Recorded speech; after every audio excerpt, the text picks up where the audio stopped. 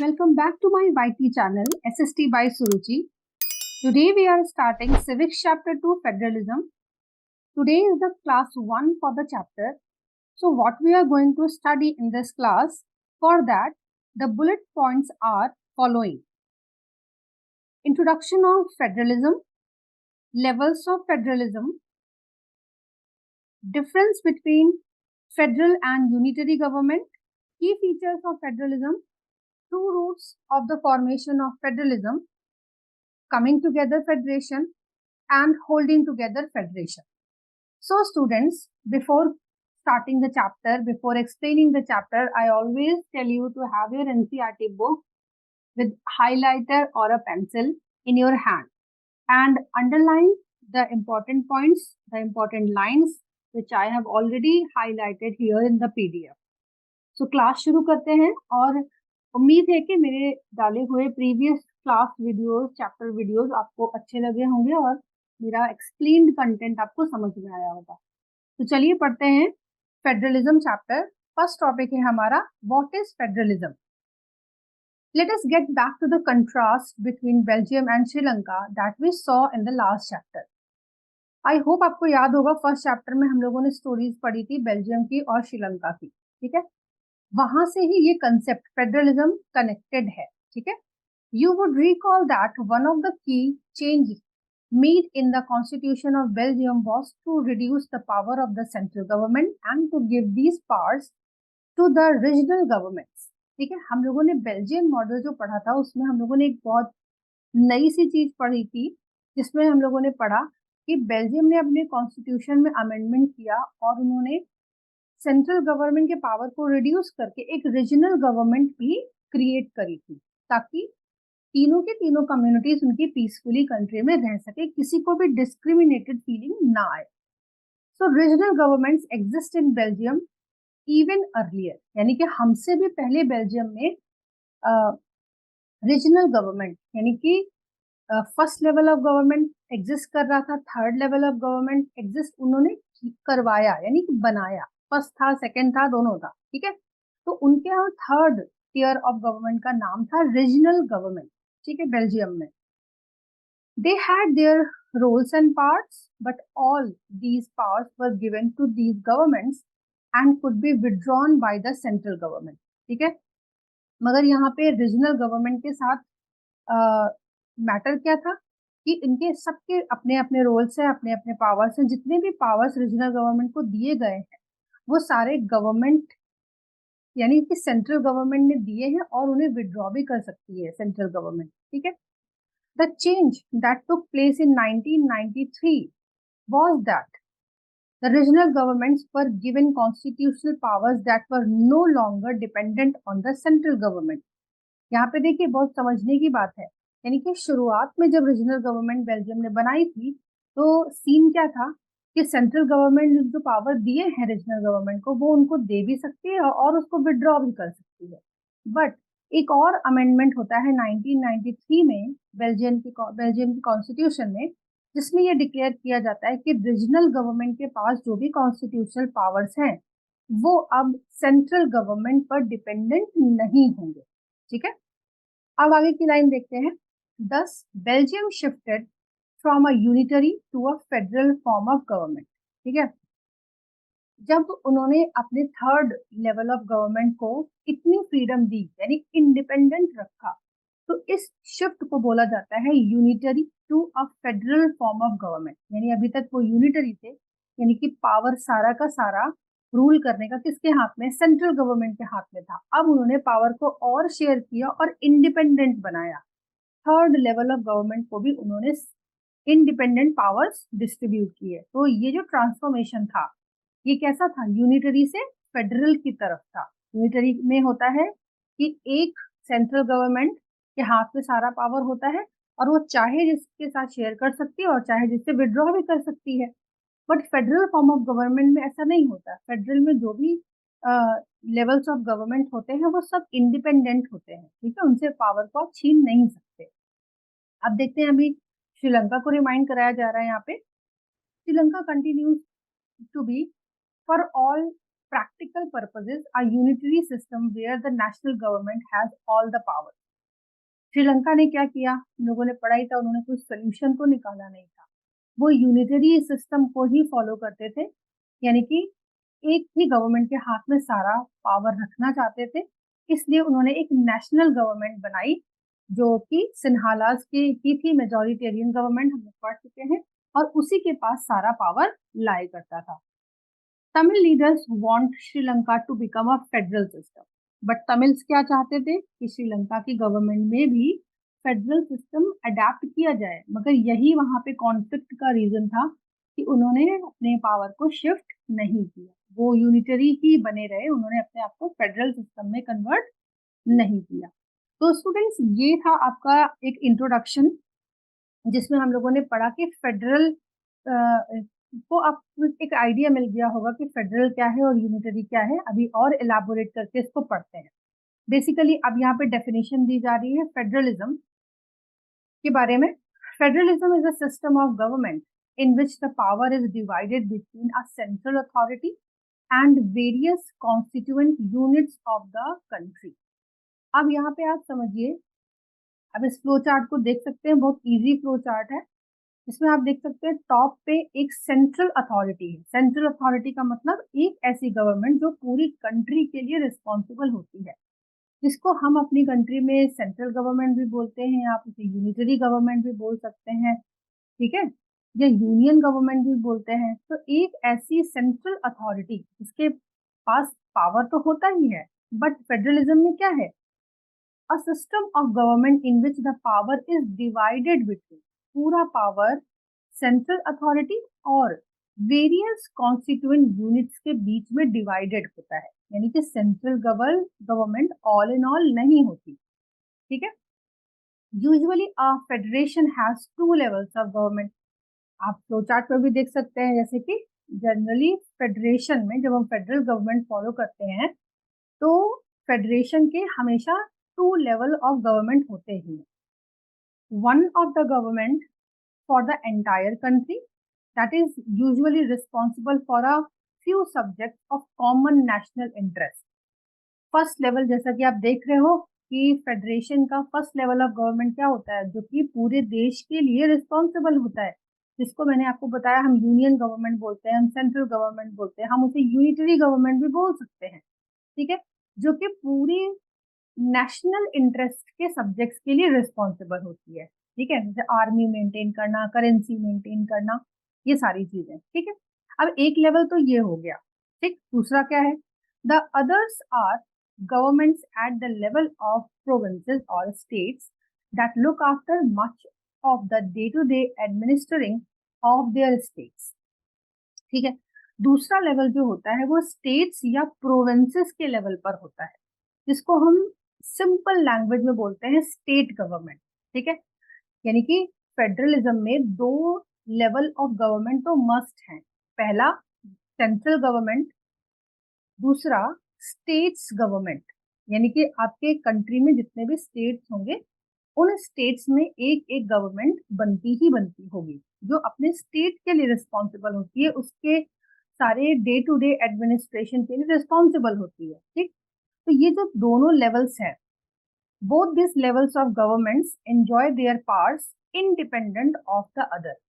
सबसे इम्पोर्टेंट चीज क्या है, सेंट्रल गवर्नमेंट सारे काम काज करने के लिए, लुक आफ्टर करने के लिए अपने में इंडिपेंडेंट है, स्टेट गवर्नमेंट्स अपने आप में भी इंडिपेंडेंट है, ठीक है, यानी कि उनके पावर को बार बार छीन कोई नहीं सकता। Once the powers are granted they are independently working for the welfare of the state, ठीक है।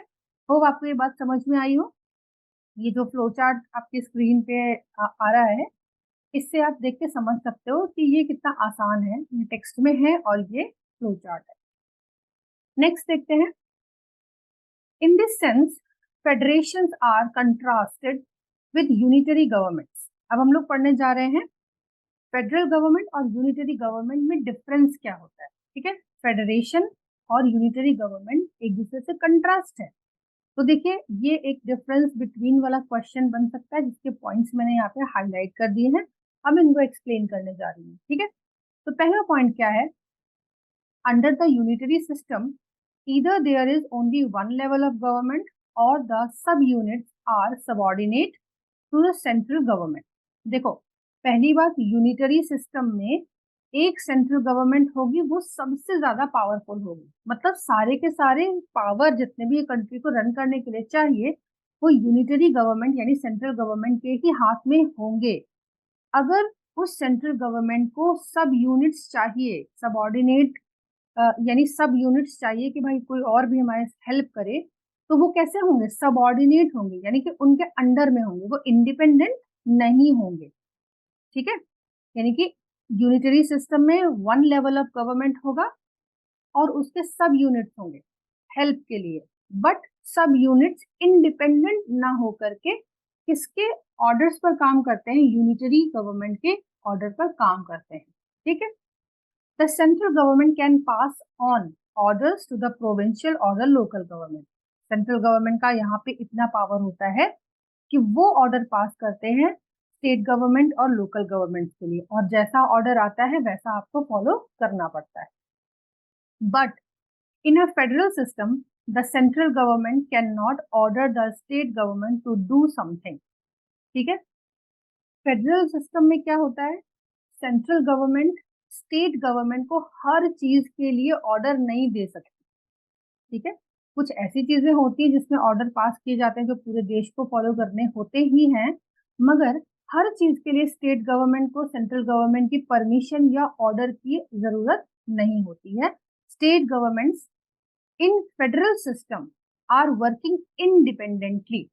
Okay, state government has power of its own. ये लाइन बहुत इंपॉर्टेंट है, यानी ये फेडरल सिस्टम में स्टेट गवर्नमेंट्स के अपने पावर्स होते हैं for which it is not answerable to the central government, और उन पावर्स का इस्तेमाल करने के लिए वो सेंट्रल गवर्नमेंट को आंसरेबल नहीं, कोई सवाल जवाब नहीं कर सकती सेंट्रल गवर्नमेंट उनसे कि आपने ऐसा क्यों किया, हमसे परमिशन क्यों नहीं ली, हमारे ऑर्डर का वेट क्यों नहीं किया। ठीक है, तो सेंट्रल गवर्नमेंट से स्टेट गवर्नमेंट को किसी भी ऐसी अननेसेसरी परमिशन की या ऑर्डर की जरूरत नहीं होती।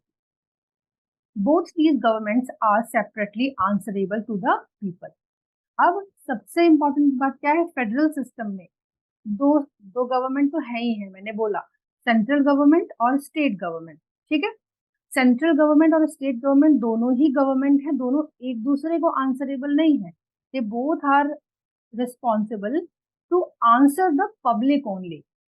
ठीक है, यहाँ पे मैं एक रिकैप आपको दे दूं, यूनिटरी गवर्नमेंट में भी एक सेंट्रल गवर्नमेंट होती है और उसकी हेल्प के लिए सब यूनिट्स होते हैं, बट जो ये यूनिटरी सिस्टम है इसकी जो सेंट्रल गवर्नमेंट होती है ये ऑल इन ऑल पावर में होती है। ठीक है, और जितनी भी सब यूनिट्स होती है ये सब सबऑर्डिनेट होते हैं, इनके ही ऑर्डर पे काम करते हैं। ये पावर देंगे तो उनके पास पावर होगा काम करने का, ये पावर नहीं देंगे तो उनके पास काम करने का पावर नहीं होगा। फेडरल सिस्टम में क्या होता है? दोनों लेवल्स ऑफ गवर्नमेंट है, सेंट्रल गवर्नमेंट भी है, स्टेट गवर्नमेंट भी है, बट स्टेट गवर्नमेंट इंडिपेंडेंट होती है, उसको सेंट्रल गवर्नमेंट को किसी भी तरह का आंसर देने की जरूरत नहीं होती। They have their separate powers to enjoy. Okay, hope ये टॉपिक आपको क्लियर हो गया हो। Next we are going to continue the features of federalism. ठीक है, अभी देखो यहाँ पे 7 फीचर्स दिए हैं, इनमें से कुछ तो बहुत कॉमन है बेटा, इस पे लॉन्ग क्वेश्चन आता है, मीन्स आपको 5 पॉइंट्स एटलीस्ट इसके लर्न करने ही करने हैं। ठीक है, 3 पॉइंट्स का भी शॉर्ट आंसर आ सकता है, 5 पॉइंट्स का लॉन्ग आंसर आ सकता है। तो फीचर्स ऑफ फेडरलिज्म, पहला फीचर तो बहुत ही सिंपल है जो आपको बिल्कुल बिल्कुल पक्के से याद हो जाना चाहिए। क्या? देयर आर 2 और मोर लेवल्स ऑफ गवर्नमेंट। देखो 2 और मोर क्यों लिखा है? 2 तो डेफिनेटली होने ही चाहिए, वो 2 कौन से होंगे? सेंट्रल गवर्नमेंट और स्टेट या प्रोविंसेस गवर्नमेंट। ठीक है, अब मोर क्यों लिखा है? क्योंकि कंट्री की नीड के अकॉर्डिंग आप लेवल ऑफ गवर्नमेंट को इंक्रीज कर सकते हैं। कैसे? बेल्जियम ने इंक्रीज किया था, उन्होंने अपना 3rd लेवल ऑफ गवर्नमेंट भी बनाया, उसका नाम क्या रखा? Regional government. क्या इंडिया में भी हमारे पास 2 से ज्यादा लेवल ऑफ गवर्नमेंट है? हाँ बिल्कुल है, उनके बारे में अभी हम लोग चैप्टर में आगे पढ़ेंगे। ठीक है, इसीलिए लिखा है देयर आर 2 और मोर लेवल्स ऑफ गवर्नमेंट। आप इसको लेवल वर्ड भी यूज कर सकते हैं चैप्टर में टीयर्स वर्ड भी यूज किया गया है, 2 टीयर ऑफ गवर्नमेंट, ठीक है। तो दूसरा पॉइंट है, different tiers of government govern the same citizen but each tier has its own jurisdiction in specific matters of legislation, taxation and administration। इसको थोड़ा समझने की जरूरत है। जैसे हम और आप रह रहे हैं एक पर्टिकुलर स्टेट में, ठीक है। हम कह रहे हैं ये स्टेट गवर्नमेंट के रूल के अंडर में हम हैं। तो क्या हम ये कह रहे हैं कि हम सेंट्रल गवर्नमेंट के रूल के अंडर में नहीं हैं? नो, बिल्कुल ऐसा नहीं है। हम सेंट्रल गवर्नमेंट के रूल के अंडर में भी हैं, हम स्टेट गवर्नमेंट के रूल अंडर में भी हैं, ठीक है। इसीलिए यहाँ लिखा है different tiers of government govern the same citizen.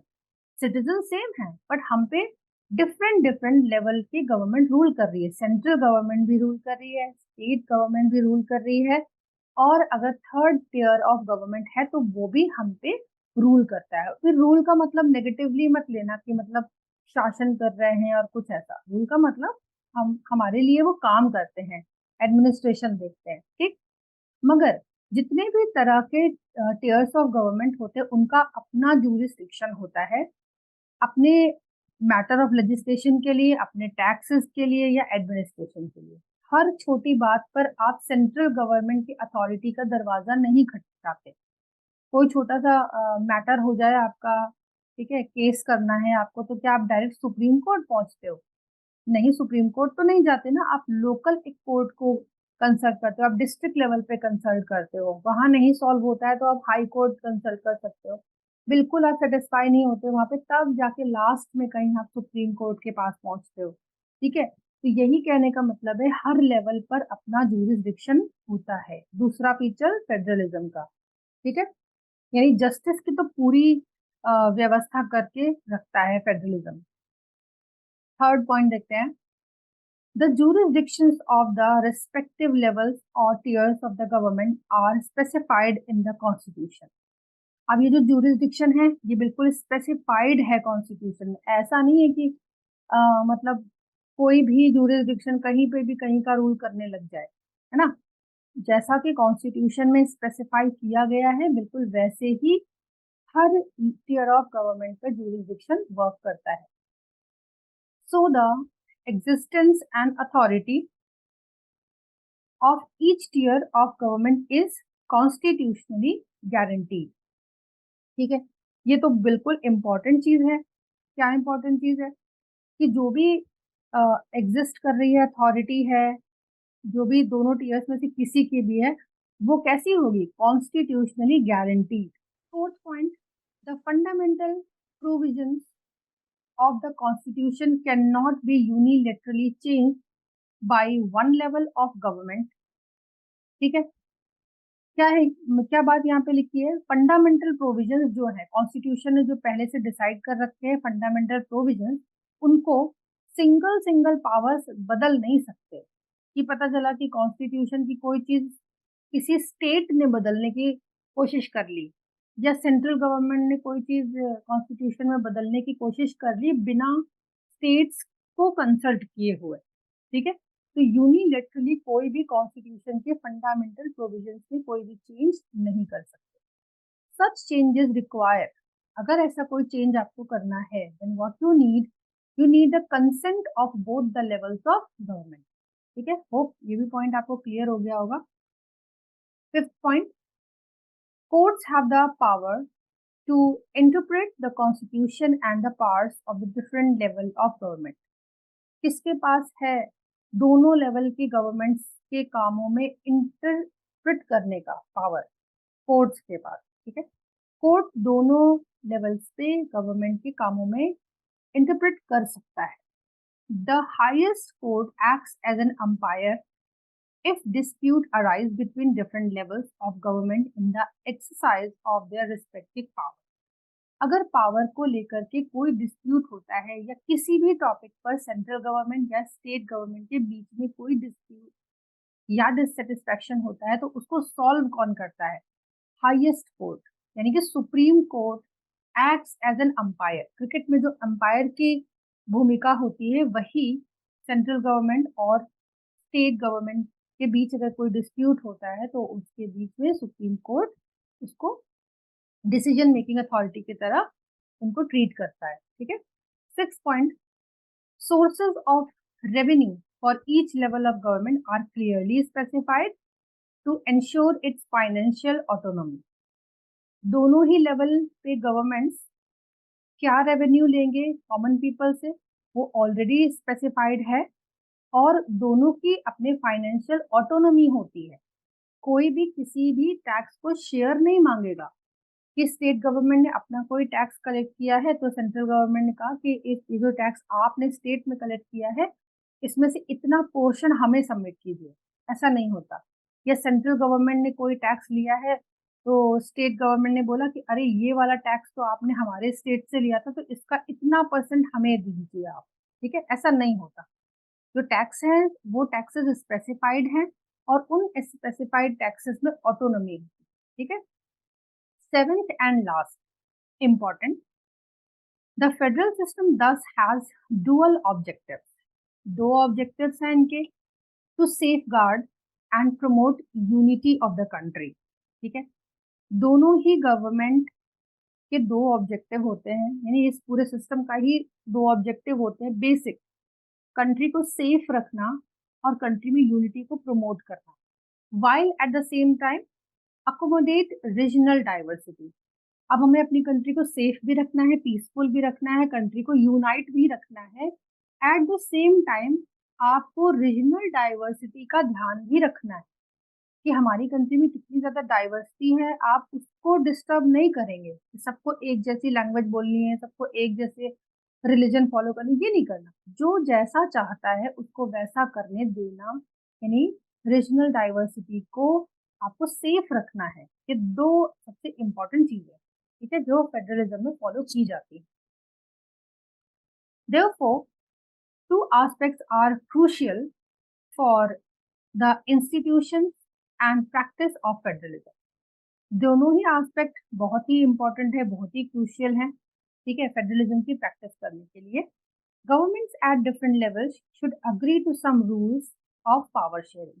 Obvious सी बात है, जब इतना कॉम्प्लिकेटेड चीज आप फॉलो कर रहे हैं तो कुछ चीजों पर आपको एक दूसरे के साथ मतलब जैसे कहते हैं ना, अग्री करना पड़ता है, ठीक है।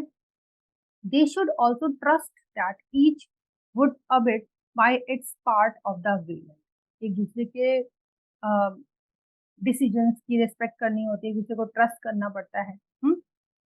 An ideal federal system has both aspects. एक आइडियल फेडरल सिस्टम में दोनों चीजें होती है, क्या म्यूचुअल ट्रस्ट भी होता है और अग्रीमेंट टू लिव टुगेदर। हम दोनों को लड़ झगड़ के नहीं रहना है, एक ही प्लेस पे रहना है, तो एक तरीके से हम साथ ट्रस्ट के साथ रहेंगे, ठीक है। अब हम लोग जो टॉपिक पढ़ने जा रहे हैं स्टूडेंट्स, वो है बैलेंस ऑफ पावर। किनके बीच में balance of power? Between the central and the state government, ठीक है।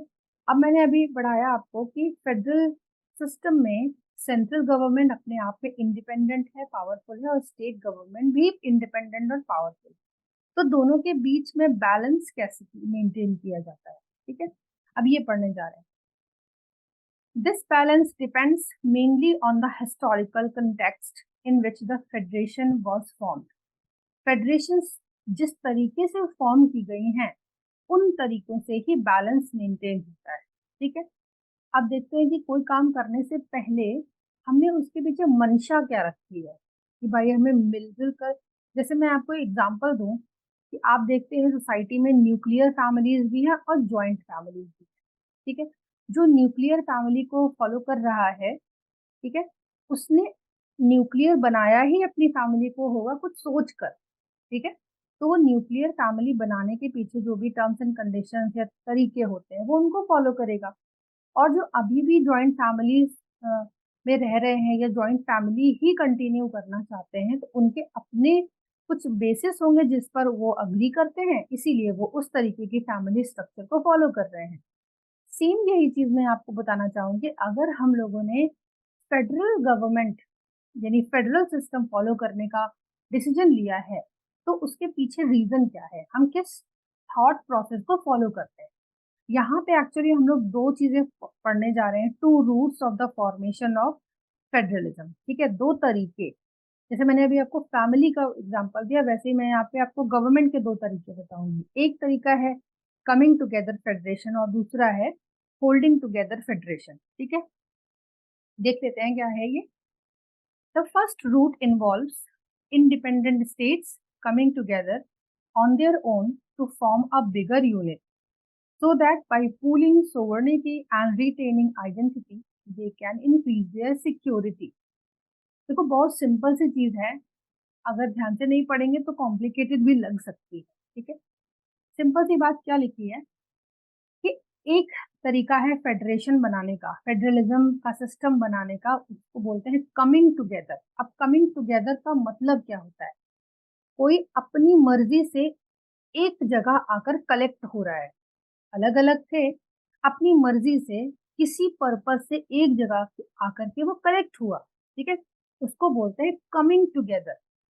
इमेजिन करो कि फील्ड में 20-22 प्लेयर्स हैं, वो फैले हुए हैं, बट उनको लगता है कि एक जगह कलेक्ट होकर हम स्ट्रैटेजी बनाएं तो हम प्रॉपर वर्क कर पाएंगे।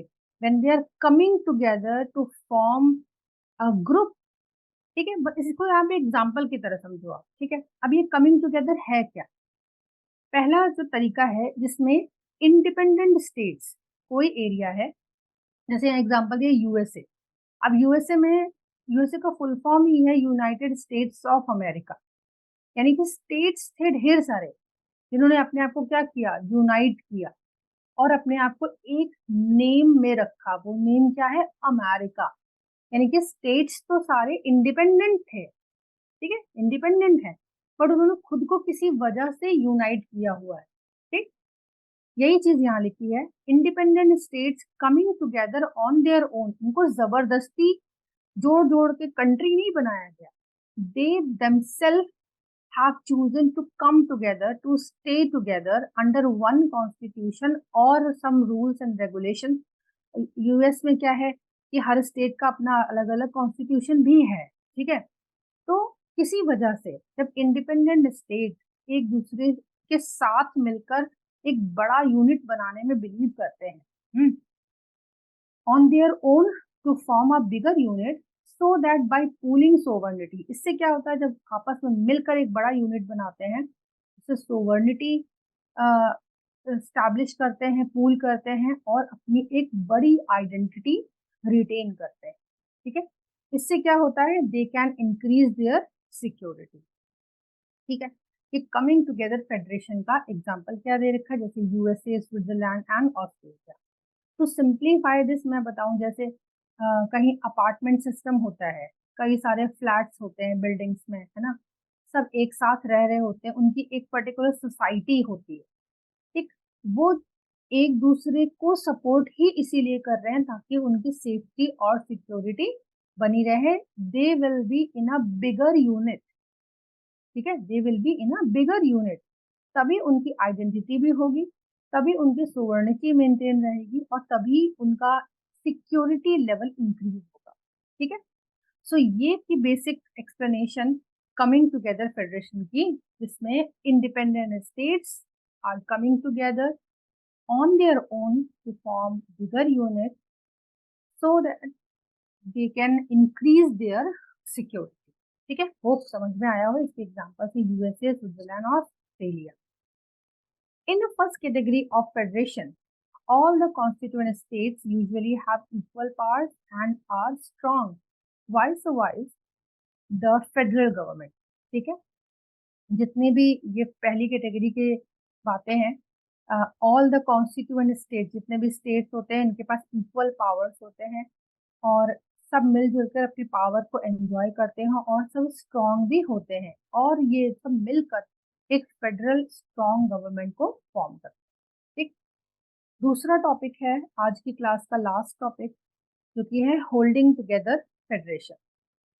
The second route is where a large country decides to divide its power between the constituent states and the national government, ठीक है। अब यहाँ पे देखो, पहले वाले में हमने पढ़ा था इंडिपेंडेंट स्टेट्स होते हैं और वो खुद से एक बड़े यूनिट को क्रिएट करने के लिए एक दूसरे के साथ आते हैं, यूनाइट होते हैं, ठीक है। यहाँ पे क्या लिखा है, ऑलरेडी एक लार्ज कंट्री होती है, ठीक है, ऑलरेडी एक लार्ज कंट्री होती है जिसमें कॉन्स्टिट्यूएंट स्टेट्स होते हैं, और उस लार्ज कंट्री ने सेंट्रल पावर और कॉन्स्टिट्यूएंट स्टेट्स में डिवाइड किया होता है, ठीक है। And the national government, state government और नेशनल गवर्नमेंट के बीच में वो पावर, कंट्री को रूल करने का पावर डिवाइडेड होता है। यानी कि यहाँ पे इंडिपेंडेंट स्टेट्स की बात नहीं करी गई है, यहाँ पे बात करी गई है कि कंट्री बहुत बड़ी होती है, ठीक है। When a large country decides to divide its power between the constituent state and the national state. Example क्या है, इंडिया, जैसे अपनी कंट्री है, हमारी कंट्री में इंडिपेंडेंट स्टेट्स नहीं है अमेरिका की तरह, ठीक है। हमारी कंट्री एक लार्ज कंट्री है जहाँ पे स्टेट्स हैं।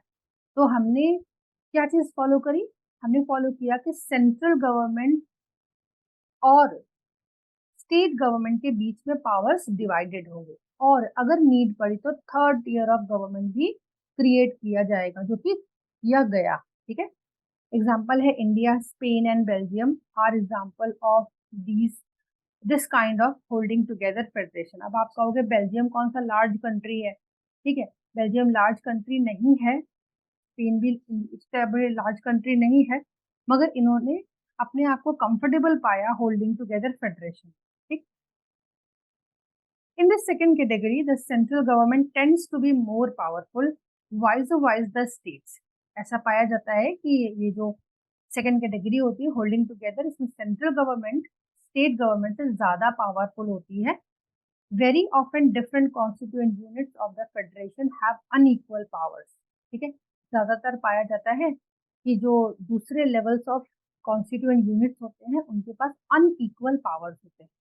अभी देखा जाए तो अपनी कंट्री में हम कहीं ना कहीं सेंट्रल गवर्नमेंट के अंडर में हैं, क्योंकि बहुत से उनके ऑर्डर्स हम स्टेट्स में फॉलो करते हैं।